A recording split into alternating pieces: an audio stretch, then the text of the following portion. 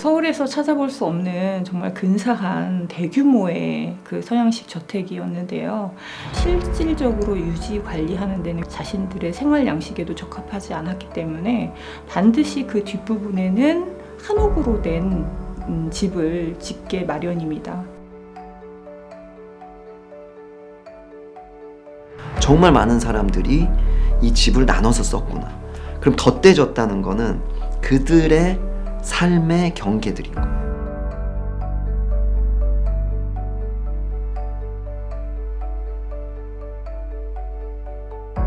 무서웠어요. 보통 낡은 한옥이라고 할 때 가지는 보통의 선입견이 있는데 거기에 기본적인 어떤 공간의 구조가 있는 상태에서 이야기가 이렇게 계속 바뀌어 나가는 거니까 상당히 흥미로운 지점일 것 같다.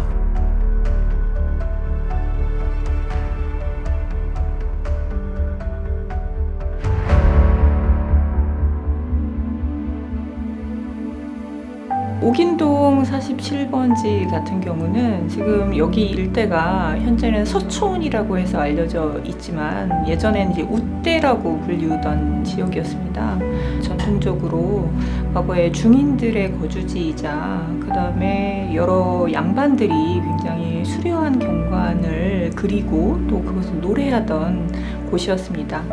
그래서 옥인동 같은 경우는 지금 옥류동천의 그 인근 지역을 지칭하는 용어였고요. 그리고 송석원이라고 하는 용어 자체도 굉장히 풍경이 좋은 그 일대를 지칭하는 지명으로 쓰였던 것 같습니다.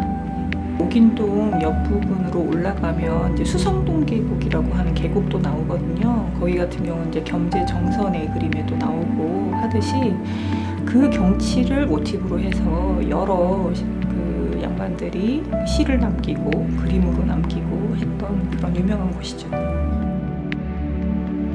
소유권들이 변화하는 것들을 보면 당시에 세도가들의 소유권으로 계속 이어졌던 것을 알 수가 있었는데요. 이 윤덕영이라고 하는 사람 역시 어느 정도의 세력을 얻고 난 뒤에는 이 지역을 자기의 소유로 하고 싶었던 것 같습니다. 그래서 1910년도에 이 송석원 터를 처음으로 매입을 하기 시작해서 계속해서 넓혀가게 되는데요. 벽수산장이라고 하는 것 역시 사실은 그런 일환에서 굉장히 과시적으로 자기의 권력을 드러낼 수 있는 그런 집을 멋지게 지어보고자 하는 의도에서 지었던 서양식 주택으로 알려져 있습니다.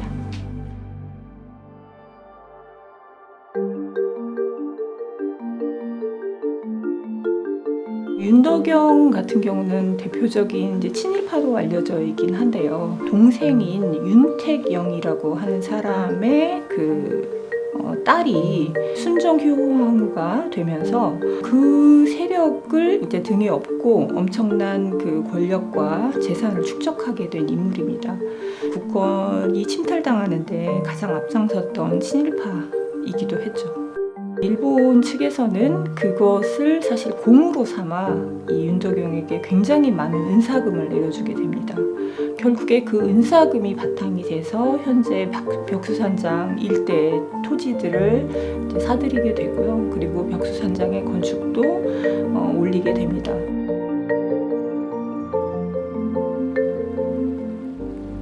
벽수산장 같은 경우가 1913년도부터 그 건축이 시작된 걸로 보이는데 묵은 땅이 아니기 때문에 이렇게 공사를 하기에 그렇게 만만치 않았던 것 같습니다. 1930년대 넘어서까지도 계속해서 그 내부를 채우기 위해서 이렇게 고심했다라고 하는 기록도 나오고요. 아방궁이자 자기만의 세계로 구축을 해서 당시에 일제 총독도 초대해가지고 자기의 어떤 세력을 과시를 하기도 하고 하는 그런 용도로 이런 벽수산장이 사용이 되었던 것 같습니다. 서울에서 찾아볼 수 없는 정말 근사한 대규모의 그 서양식 저택이었는데요. 1903년에 프랑스에서 만들어진 그 도면을 민영찬이라고 하는 사람이 들고 와서 윤덕영에게 건넸다고 합니다. 20세기 초반에 유럽 그리고 프랑스에서 어디에서나 봐도 어색하지 않을 만한 그런 거대한 저택이었고요. 저는 이제 그 총독부 청사를 연상케 하는데 1900 이제 초반에는 남산의 북사면에 총독 청사가 처음에 있었고, 그 다음에 용산에 두 번째 청사가 있고, 세 번째 청사가 지금 현재 청와대 자리에 있게 되는데, 두 번째 지어졌던 용산에 있는 총독 청사에 맞먹을 정도의 굉장한 그 양식적인 완성도를 가진 그런 주택이었다라고 보여집니다.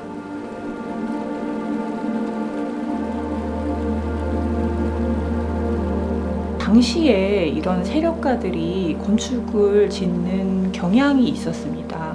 전면에 드러나는 부분에는 자기의 온 재산을 다 털어서 굉장히 근사한 서양식 건물을 올리고, 실질적으로 유지 관리하는 데는 굉장히 돈이 많이 들고 자신들의 생활 양식에도 적합하지 않았기 때문에 반드시 그 뒷부분에는 한옥으로 된 집을 짓게 마련입니다. 이제 이중생활이라고 얘기를 하는데, 1930년대 중반 이후에 들어서면 자신의 사위를 위해서 지었다라고 알려져 있는, 현재 박노수 미술관으로 쓰이고 있는 김덕형 가옥을 또 짓게 됩니다. 그 주변으로 한 14동 정도의 와가와 그 다음에 초가가 산재해 있었다라고 하는데요. 이 벽수현장 일대에는 굉장한 그 여러 가지 양식들의, 그리고 다양한 규모의 건축물들이 이렇게 클러스터화돼서 전체를 차지하고 있었던 것으로 보입니다.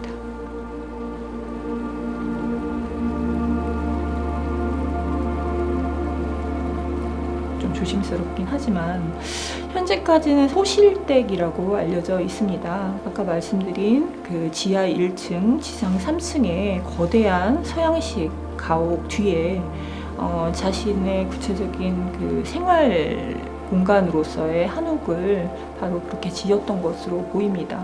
소실댁이라고 해서 과연 그렇게 격식이 낮고 볼품이 없는 그런 한옥이냐 하면 그건 아니고요. 이 건물 자체가 가지고 있는 건축사적 의미가 상당히 큽니다. 조선 후기에 경복궁 중건이라든지 아니면 운영궁의 건축으로 여러 궁궐 목수들이 길러졌고, 그런 궁궐 목수들이 1910년대까지도 활동을 하면서 이런 윤덕영의 이런 한옥을 남기지 않았나, 그런 생각이 듭니다.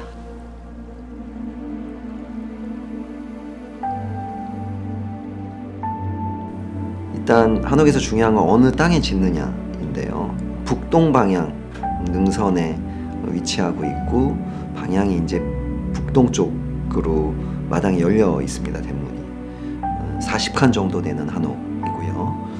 급경사지에 지어져서 돌계단을 따라서 올라가서 대문으로 진입할 수가 있고, 돌계단 첫 번째 참에서 보이는 되게 위용 있는 그 사랑채 누마루 부분이 좀 인상적인 한옥이고요. 낙선제가 1847년에 지어졌거든요. 근데 1848년에 그 당시 헌종의 후궁을 위해서 지었던 석복헌이 바로 옆에 있어요. 거기를 딱 연상했어요. 뒤에서 내려오는 안채가 디귿자로 있고, 아래에 디귿자가 붙어 있고, 다만 경사에 따라서 모서리에 누마루가 위용 있게 만든 것만 다를 뿐이지 똑같은 느낌을 받았어요. 비례도 그렇고 마당의 크기도 그렇고. 그래서 이 지금 전반적인 평면을 보면 여기는 여성의 공간으로 미음자를 두고 주인이 살지만 바깥쪽에서 함부로 안을 보기가 힘든 구성을 갖췄고, 방이 한 9개 정도 돼요. 그리고 앞쪽에 저 멀리 궁을 내려다볼 수 있을 정도 높이의 누마루가 있었고요. 당시 이제 신분제가 거의 없어지면서 가능했던 일이기도 하면서 워낙 돈이 많았던 사람이 지었고, 당시 최고의 기술자들이 왔으니까 평면 구성, 그 다음에 양식, 이런 것들이 당시 때 최고 기술, 최고 평면을 가져와서 했던 것 같습니다. 전체의 배치 속에서 그 계단이 어떤 역할을 했는지는 조금 더 밝혀져야 되겠지만, 그 계단의 폭과 그 한 단 한 단을 쌓은 그 장대석에 다듬은 모습들도 굉장히 고급의 기법을 썼고요. 거기서 올라가면서 윤씨가옥의 그 사랑채 전면 부분의 모습이 등장하게 하는 모습도 굉장히 극적이라고 생각이 됩니다.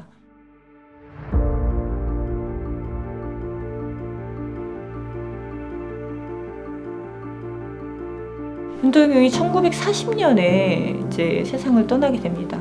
그리고 나서 이 벽수산장에 이제 큰 변화를 맞게 되는 거죠. 이 건물이 이제 뭐 해방과 그 다음에 한국전쟁을 거치면서 용도를 계속해서 바꾸게 됩니다.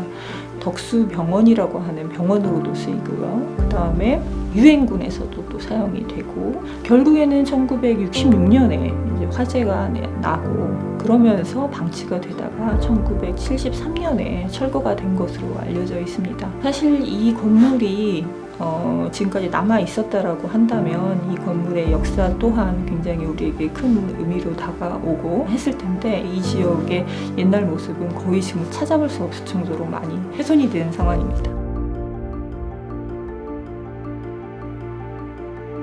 이 건물 또한 사실은 굉장히 방치되다가 해방 이후에 많은 사람들이 이제 그 건물에 무단으로 들어가서 칸들을 나눠가지고 살았었고, 1977년에는 순정효 황후의 친가라고 잘못 알려지게 되면서 이 건물이 한때 문화재로 지정된 경우도 있었습니다. 그런데 그렇지 않다라는 것이 밝혀지면서 다시 문화재에서 해제가 되고, 그래서 더 방치가 되고 하다가 최근에 서울시에서 매입을 해서 이 한옥에 새로운 어떤 그 기운을 불어넣으려고 지금 계획 중에 있는 것으로 알고 있습니다.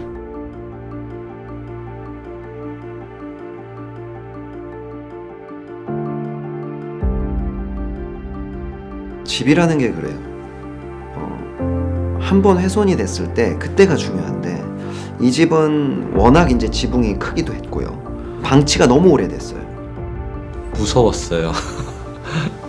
보통 뭐 낡은 한옥이라고 할 때 가지는 보통의 선입견이 있는데, 그걸 훨씬 초월하는, 거의 한옥이라고 볼 수 없는 수준으로 많은 켜들이 쌓여 있는 상태였었기 때문에 이걸 어떻게 하자는 거야? 라는, 사실 뭐 놀랍고 뭐 좀 굉장히 막막하고 기괴한 상황이었죠. 근데 이 집을 보면은 제가 무슨 생각이 드냐 하면, 정말 많은 사람들이 이 집을 나눠서 썼구나. 그럼 덧대졌다는 거는 그들의 삶의 경계들인 거예요. 한옥의 경계들을 그분들이 새롭게 만든 거예요.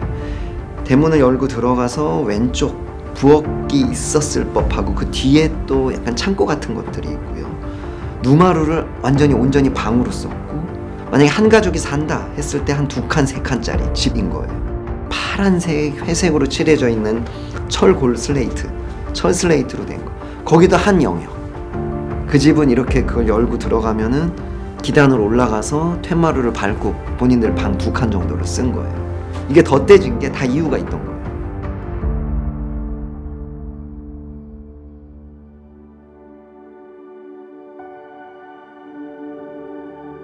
이 건물만 지금 남아있긴 하지만 바로 옆에 있었던 그 벽수산장을 상상하게 하기도 하고요. 이 건물 자체가 살아나서 이 주변과 함께 한다라고 한다면 이 건물에 또 다른 생명을 불어넣는 거니까 이 건물 자체가 가진 의미는 여러모로 다양하게 있을 것 같습니다. 저는 조선 후기부터 그리고 근대기까지 이어지는 주택에 굉장히 관심을 많이 가지고 있습니다. 사람들이 뭔가 그 안에 투영했던 욕망이라든지 아니면 그거를 통해서 자기가 이루고자 했던 부분들이 보여가지고 그런 부분들이 굉장히 재밌고, 또 그런 것들이 사실은 또 그 당시의 시대상을 반영하는 부분이라고 생각이 되는데요.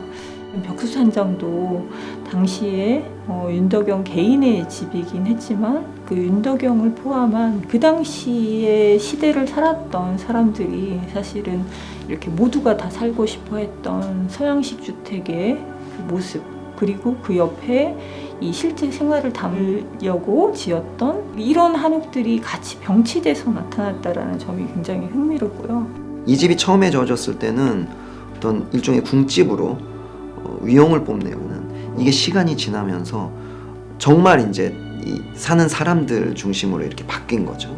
여러 사람들을 위해서 그렇게 쓰였던 것처럼 좀 저는 다양한 층이들이, 다양한 사람들이 쓸 수 있는 공간으로 공공성이 또 확장됐으면 좋겠다라는 생각하고 있습니다. 느껴지는 거는 이 집터에 대한 개념이었어요. 시대마다의 원하는 그 땅의 용도가 있는 것 같다. 그러니까 옛날에 송서원일 때는 경치가 좋으니까 사람들이 거기서 이제 풍류와 학문을 같이 이렇게 뭔가 얘기할 수 있을 만한 뭐 상상이 돼요. 이렇게 벽수산장 같은 경우는 풍광이 좋은데 좋은 집을 짓는 건 또 당연한 것 같아요. 뭐 불나서 벽수산장 뭐 없어지고 나머지 것들이 이제 남아 있는 가운데 윤씨가옥이 남아 있는 거지만은 기본적으로 현대 인프라에서는 거기 너무 살기 불편한 데가 되다 보니까 당연히 집값이 싸지고 경제적으로 여유가 없으신 분들이 거기에 모여서 하나의 군락을 형성하게 된 거죠. 그게 잘못된 게 아니라 우리 시대에는 그 용도로 그 터가 최대한 자기 효과를 발휘했던 것 같아요. 이 터에서 가장 맞는 이야기가 뭐고 가장 그 지속 가능한 얘기가 뭘지를 찾는 게 이제 제가 해야 되는 일인 것 같아서 상당히 이제 흥미로우면서도 이제 부담이 많이 되죠.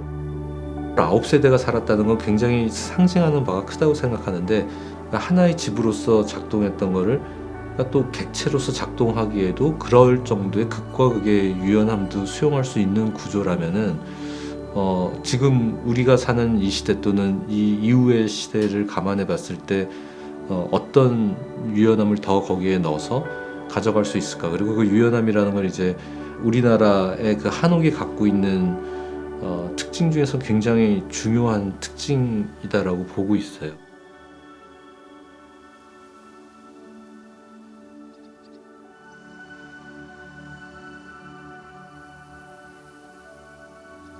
어쩌면 이렇게 지금 친일을 아니면 다크 헤리티지라고 부르는 것들을 좀 새롭게 활용할 수 있다면 그 역사 위에 좀 밝게 뭔가 만들면은 그것조차도 이제 우리가 인식을 하게 되잖아요. 잘 그렇게 활용할 수 있다면. 네. 그런 의미들을 잘 찾았으면 좋겠습니다. 결국 이제 지층과 같은 거겠죠. 그러니까 역사적인 개념도 없앨 수는 없는 거잖아요. 그 소실이 살던 집이니까 내밀한 공간이었던 게 집단화된 어떤 거주지로서의 오픈되어 있는 개념이었을 거고 지금 와서는 이제 그게 더 이제 오픈되는 거죠. 그러니까 굉장히 프라이빗한 섹터에서 이제 퍼블릭 섹터로 옮겨가는 이제 과정이잖아요. 거기에 기본적인 어떤 공간의 구조가 있는 상태에서 이야기가 이렇게 계속 바뀌어 나가는 거니까 상당히 흥미로운 지점일 것 같다. 결국은 이런 프로젝트들이 모여서 전반적인 이제 네트워크가 형성되는 게 되게 중요한 것 같고 그 터를 중심으로 한 주변하고의 관계성에서 사실 필요한 내용들을 찾는 게 좀 중요할 것 같다고 생각해요. 지금 공공한테 개방되는 윤씨 가옥의 미래에 대한 얘기를 이제 풀어야 되는 거니까 그건 아마도 커뮤니티 베이스로 좀 생각을 해서 넓혀가는 쪽으로 문제를 좀 봐야 될 것 같다는 그 정도 생각만 지금 현재는 가지고 있습니다.